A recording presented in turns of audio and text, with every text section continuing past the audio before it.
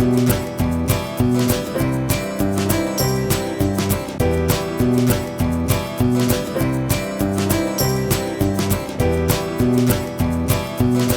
I'm Saskia from rawfreedom.co.uk, and today's recipe is what I call guacamole mushrooms. This is one of the recipes from my recipe book, Raw Freedom, and it's really dead simple. We're basically marinating mushrooms and then stuffing them with guacamole. So step one is you're going to make your marinade for your mushrooms. So it's 3 tablespoons of olive oil. This is cold pressed extra virgin olive oil, which is raw. And actually, basically that's what extra virgin means. It means that it's cold pressed. So any kind of extra virgin oil is actually raw, which you can get in supermarkets and wherever. And then we've got tamari, tablespoon of tamari.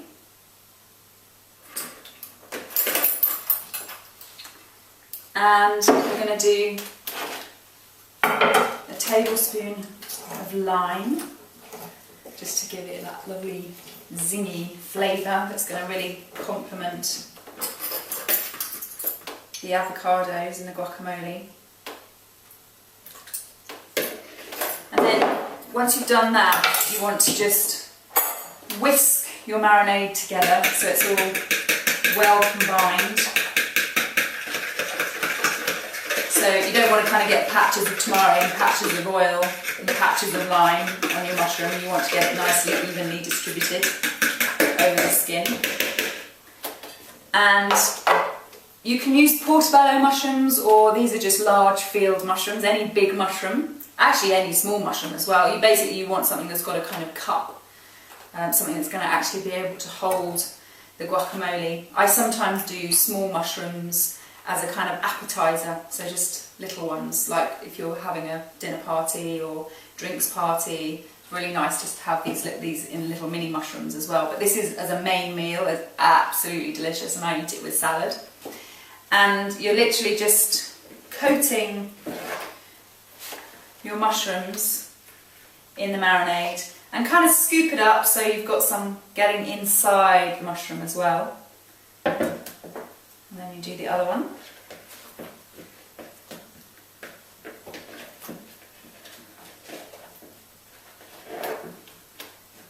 And some mushrooms are more absorbent than others. You'll find that some will really just completely drink up all of this marinade, and other ones won't quite as much. And you just leave those to one side while you get on with the guacamole. So this is my favourite guacamole recipe. It's kind of a bit of amalgamation of lots of different people's guacamole recipes, and what I've kind of ended up with is my favourite. And it's 2 avocados, which I'm going to put into this food processor. This is like a hand blender with a mini processor attachment, which is absolutely brilliant if you don't want things to get too blended or too chopped. I mean, I've got a Blendtec high-speed blender, which is brilliant for when you want things really smooth, but with guacamole I like it to be a little bit kind of chunky, to have still a bit of texture in it. And what I'm doing here is I'm just scoring the avocado through to the skin, not going through it, not actually cutting through the skin, just scoring to the skin. And this just makes it easier to get out, and it makes it easier for your food processor to chop it really nicely in kind of in a smooth chunky way, as in an even chunky way. With avocados, the way to tell if they're ripe is they should give when you squeeze them, so there should be a bit of give in the skin.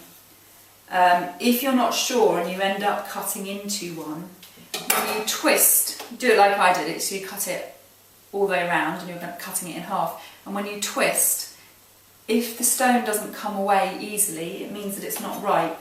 So leave it, don't actually separate the 2 halves out, because as soon as you separate the 2 halves out, it will stop ripening. But if you leave them together, even when it's cut, it will continue to ripen. So just scoop your avocados out. You can do this just with a fork and a bowl. You know, it's so easy to make guacamole. You know, I just do it in this food processor because it's quicker. And I'm all about speed, me, in the kitchen.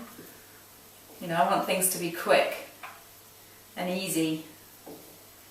But yeah, you know, I used to just mash it up with a fork, and that's really simple as well. So we're going to be putting in the juice of the lime.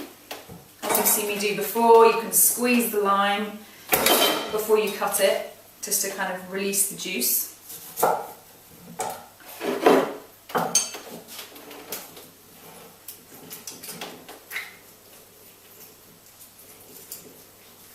Hands are really slippery because I've got oil on.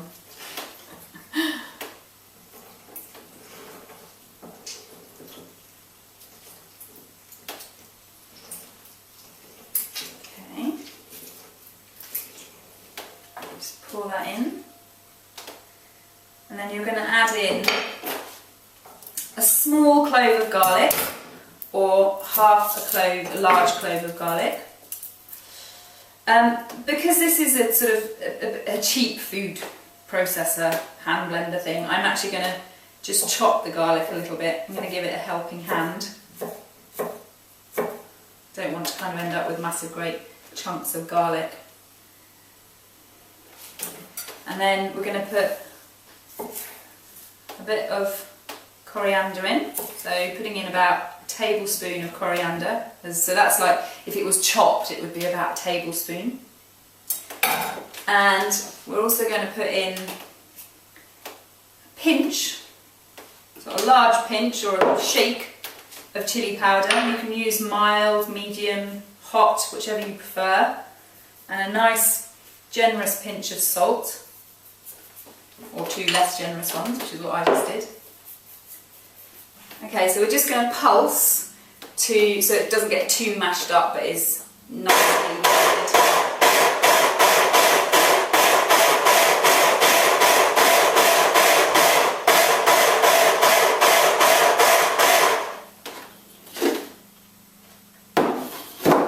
Okay, so my coriander has not actually gone in, and I don't really want to chop it up any more than that.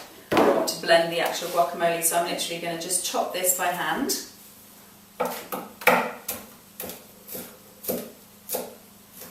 And I'm going to stir it into my guacamole, along with a bit of red pepper, which just gives it a lovely contrast of texture, colour and flavour. So in goes your coriander. Got our pepper here. Just going to do half a red pepper.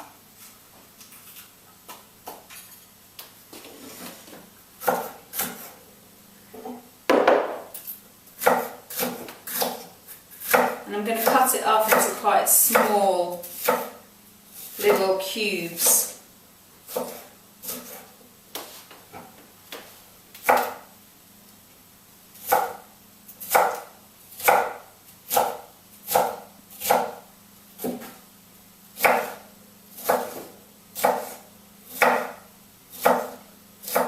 You can use cherry tomatoes instead of peppers, that's also really nice.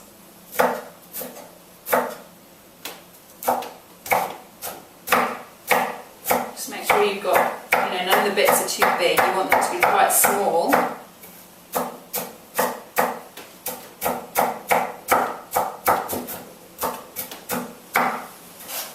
And I'm just going to mix that in with the guacamole.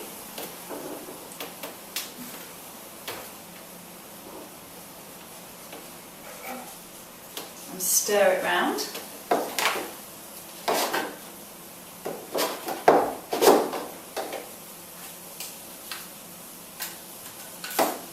Take the blade out, make it a bit easier to stir around.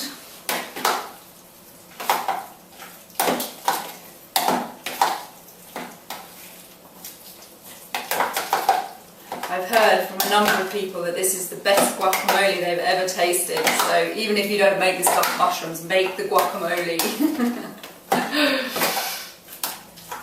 And then you've got your lovely marinated mushrooms, which have really started to kind of soften.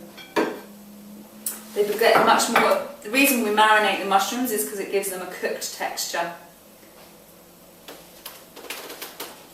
And you're just going to pile your guacamole into the mushrooms.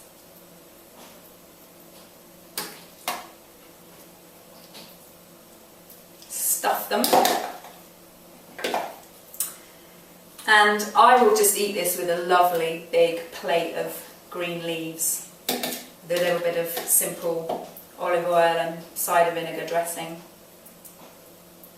And because I love things to look pretty, you know, things of beauty are really important to me, then I'll also do a little garnish, just to give it that little extra bit of class.